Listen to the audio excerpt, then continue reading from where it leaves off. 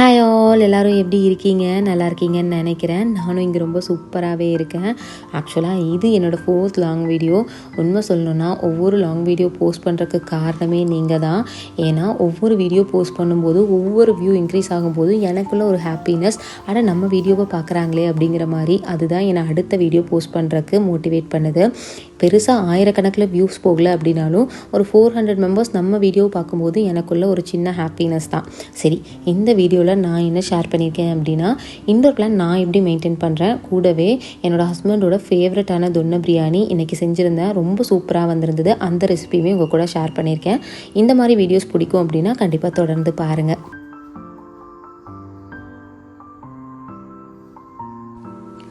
Weekend அப்படின்னாவே நமக்கு எந்த வேலையுமே ஆகாது. ஏன்னா எல்லா நாளும் எல்லா வேலையும் சீக்கிரமாக செஞ்சு முடிச்சிருவோம். ஆனால் இந்த வீக்கெண்ட் வந்துட்டாவே எல்லா வேலையுமே கொஞ்சம் டிலே தான் ஆகும்.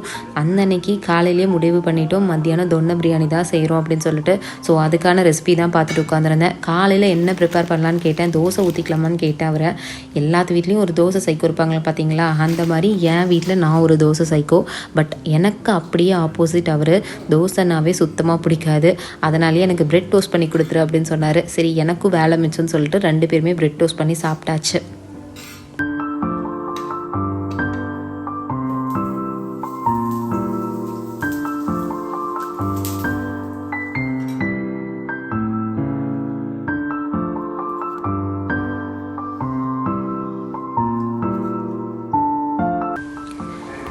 ஸோ இந்த வருஷம் நியூ இயர் ரெசல்யூஷனாக நான் என்ன எடுத்திருக்கேன் அப்படின்னா, ஜேர்னலிங் எழுதணும் அப்படின்னு. போன வருஷம் இந்த மாதிரி தான் ஒன்று ட்ரை பண்ணியிருந்தேன். பிளானர் கண்டிப்பாக நம்ம ஃபாலோ பண்ணோம் அப்படின்னு ஒரு 3 months ஃபாலோ பண்ணேன். அதுக்கப்புறம் என்னால் சுத்தமாக முடியல, அதை அப்படியே ட்ராப் பண்ணிட்டேன். இந்த வருஷம் ஜேர்னலிங் ஸ்டார்ட் பண்ணியிருக்கேன். இதில் என்ன எழுத போகிறேன்னு கேட்டிங்கன்னா, என் மனசில் அந்த அன்றைக்கி என்ன தோணுச்சோ அதை மட்டும் அப்படியே எழுதிட்டுருக்கேன். அது பாசிட்டிவும் நெகட்டிவும் 2மே எழுதியிருக்கேன். இது தப்பாக இருக்கலாம், பட் எனக்கு இதை பற்றி பெருசாக நாலேஜ் இல்லை. நீங்கள் யாராச்சும் ஜேர்னலிங் எழுதுறீங்க அப்படின்னா, அதை பற்றி ஏதாவது தெரியும் அப்படின்னா எனக்கு கமெண்ட்டில் கண்டிப்பாக ஷேர் பண்ணுங்கள். நான் என்ன இம்ப்ரூவ் பண்ணுறதுக்கு யூஸ் ஆகும்.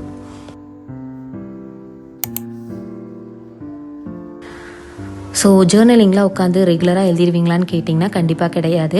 எனக்கும் சில டேஸ்லாம் அப்செட்டாக இருக்கும். அந்த அன்றைக்கெலாம் உட்காந்து எழுதணும்னு நினச்சா கூட முடியாது. ஏன்னா நான் டெய்லியும் எழுதணும்னு நினச்சிட்டே இருந்தேன்னா எனக்கு அதுவே ஒரு பெரிய ஸ்ட்ரெஸ்ஸாக க்ரியேட் ஆயிரும்னு தோணுச்சு. அதனால் எனக்கு எப்போ தோணுதோ அப்போ உட்காந்து எழுதிடுறது. இந்த இயர் ஸ்டார்ட்லேருந்து ப்ராப்பராக நான் ஒரு விஷயம் மெயின்டைன் பண்ணுறேன் அப்படின்னா இன்டோர் பிளான் தான். ஏன்னா ஏற்கனவே நிறைய பிளான் வாங்கி வேஸ்ட் பண்ணிட்டேன். இந்த தடவை அந்த தப்பை பண்ணக்கூடாதுன்னு சொல்லிட்டு என்னால் என்னென்ன பிளான் மெயின்டைன் பண்ண முடியுமோ அது மட்டும்தான் வாங்கினேன். ஸோ நான் எப்படி மெயின்டைன் பண்ணுறேங்கிற டிப்பை உங்களுக்கு சொல்லிடுறேன். ஃபர்ஸ்ட், வீக்லி ஒன்ஸ் கண்டிப்பாக சன்லைட்டில் எடுத்து வெளியே வச்சுருவேன். என்ன தான் இன்டோர் பிளான்ட்டாக இருந்தாலும் அதுக்கும் கண்டிப்பாக வெயில் தேவை. அட்லீஸ்ட் ஜன்னல்லையாவது எடுத்து வச்சுருங்க. வீக்லி ட்வைஸ் கண்டிப்பாக கொஞ்சம் கொஞ்சமாக வாட்டர் பண்ணுங்கள். நிறைய தண்ணி விடணும்னு அவசியம் கிடையாது. அடுத்ததாக மந்த்லி ஒன்ஸ் கண்டிப்பாக உரம் கொடுத்துருங்க. நான் இங்கே அப்பார்ட்மெண்ட்டில் இருக்கிறதுனால என்னால் வெர்மி கம்போஸ்ட்லாம் கொடுக்க முடியறதில்ல.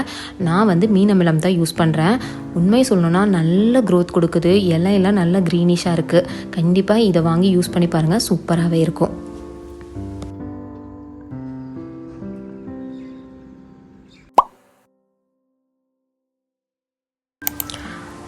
ஃபைனலாக எல்லா வேலையும் முடிச்சுட்டு கிச்சனுக்குள்ளே என்ட்ரு ஆகிட்டேன். காலையில் எப்படியோ ஓப்பி அடிச்சிட்டேன். பட் இப்போ குக் பண்ணியே ஆகணும். ஏற்கனவே பிளான் பண்ண மாதிரி தொன்ன பிரியாணி தான். இந்த ரெசிபி நிறைய யூடியூப் சேனல் ரெஃபரன்ஸ் எடுத்து தான் பண்ணியிருந்தேன். இந்த ரெசிபி தான் அப்படின்லாம் என்னால் சொல்ல முடியல. எனக்கு தகுந்தாப்பில் ரெசிபியை மாற்றிட்டேன். இதுக்கு சின்னதாக ஒரு மசாலாவுமே ரெடி பண்ணியிருந்தேன். இந்த பிரியாணி மசாலா நான் எப்படி ரெடி பண்ணேன் அப்படின்னா, 1 டீஸ்பூன் மிளகு, 2 பட்டை, 4 கிராம்பு, 4 ஏலக்காய், 2 அன்னாச்சி முக்கு, கல்பாசி 2 இதெல்லாம் சேர்த்து நல்லா வறுத்து அரைச்சிக்கிட்டேன். இப்போ இதை சிக்கனில் மேரினேட் பண்ணி ஒரு 1/2 hour ஊற வச்சிடலாம். இப்போ ஒரு மிக்ஸி ஜாரில் கொஞ்சமாக கொத்தமல்லி, புதினா, தேவையான அளவுக்கு பச்சை மிளகா, நமக்கு எவ்வளோ காரம் சேர்க்கணும் அப்படின்னு தோணுதோ அந்தளவுக்கு பச்சை மிளகா ஆட் பண்ணி லைட்டாக தண்ணி சேர்த்து நல்லா அரைச்சி எடுத்துக்கலாம்.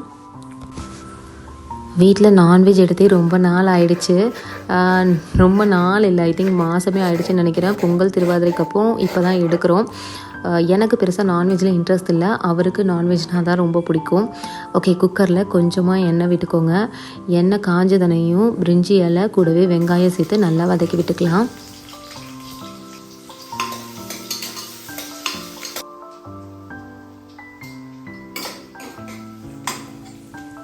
வெங்காயம் நல்லா வதங்கினதுக்கப்புறம் இஞ்சி பூண்டு பேஸ்ட் சேர்த்து அதையுமே நல்லா வதக்கி விட்டுக்கோங்க.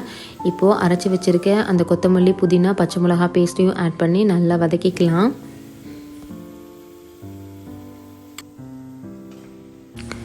இப்போ பார்த்திங்கன்னா இஞ்சி பூண்டு பேஸ்ட்டு, கொத்தமல்லி புதினா பச்சை மிளகா பேஸ்ட்டு இது எல்லாமே நல்லா வதங்கி வந்துருச்சு. சிக்கன் மேரினேட் பண்ணி வச்சுருக்கோம் இல்லையா, அதையுமே ஆட் பண்ணி சிக்கனுக்கு தேவையான அளவுக்கு உப்பு சேர்த்து பிரியாணிக்கு எவ்வளோ தண்ணி வைக்கணுமோ அந்தளவு தண்ணி ஊற்றி மூடி ஒரு விசில் விட்டிங்க அப்படின்னா சிக்கன் நல்லா வெந்து வந்துடும். நான் எவ்வளோ அரிசிக்கு தண்ணி வைப்பேன் அப்படின்னா 1க்கு 1.5 ஒரு 20 நிமிஷம் அரிசியை ஊற வச்சு எடுத்துப்பேன்.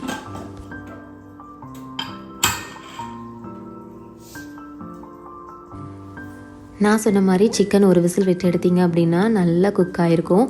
இப்போ பிரியாணிக்கு தேவையான அளவுக்கு உப்பு சேர்த்துட்டு அரிசியும் ஆட் பண்ணி நல்லா கொதி வந்ததுக்கப்புறம் கடைசியாக நெய் சேர்த்து கூடவே இம்பார்ட்டன்ட் ஸ்டெப் என்ன அப்படின்னா ட்ரை மேத்தி லீவ்ஸை நல்லா ரோஸ்ட் பண்ணி கையிலேயே பிடிச்சி ஆட் பண்ணிக்கோங்க. இப்போது குக்கர் மூடி போட்டு ஒரு விசில், அதாவது 10 மினிட்ஸ் சிம்மில் வச்சு எடுத்திங்கன்னா சூப்பரான தொன்னை பிரியாணி ரெடி ஆகிருக்கும்.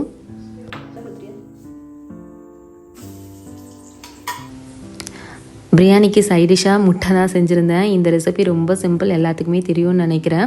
பாயில் பண்ணி வச்சுருக்க எக்கில் மஞ்சத்தூள், மிளகாத்தூள், சீரகத்தூள், கொத்தமல்லி தூள் இது எல்லாத்தையும் மிக்ஸ் பண்ணிவிட்டு கொஞ்சமாக கடாயில் எண்ணெய் விட்டு முட்டையை போட்டு 2 பக்கமும் பெரட்டி எடுத்திங்கன்னா சூப்பரான முட்டை ரெடி. இப்போது நம்மளோட தொன்னை பிரியாணி வேறு லெவலில் ரெடி ஆகிடுச்சு. சும்மா சொல்லிங்க, டேஸ்ட்டு வேறு லெவலில் இருந்தது.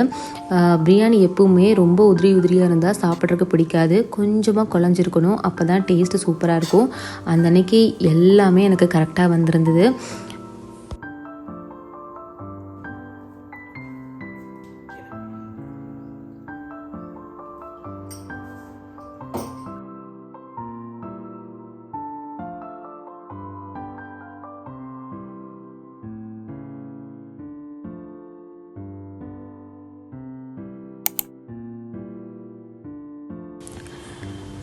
அவ்வளோதான், நல்லா சாப்பிட்டு முடிச்சுட்டு கொஞ்சம் ஒர்க்லாம் பெண்டிங்கில் இருந்தது, அதெல்லாம் தான் செஞ்சிட்ருந்தேன். ஸோ வீடியோவோட எண்டுக்கு வந்துட்டோன்னு நினைக்கிறேன். என்னோடய வீடியோவை இவ்வளோ தூரம் பார்த்துட்டு இருந்தீங்க அப்படின்னா உங்கள் எல்லாத்துக்குமே ரொம்ப ரொம்ப நன்றி. கண்டிப்பாக இன்னொரு வீடியோவில் இன்னொரு நல்ல கண்டென்ட்டோடு உங்களை மீட் பண்ணுறேன். அது வரைக்கும் டாட்டா, பாய் பாய்.